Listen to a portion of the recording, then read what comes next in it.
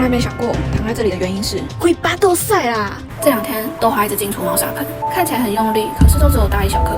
X 光一照，肚子全部都是屎。看着他缩在那里挖便便的画面，我真的很心疼。回家后，我更注意他的喝水量，也把饲料换成这种有加市售少见的7大复方益生菌干干。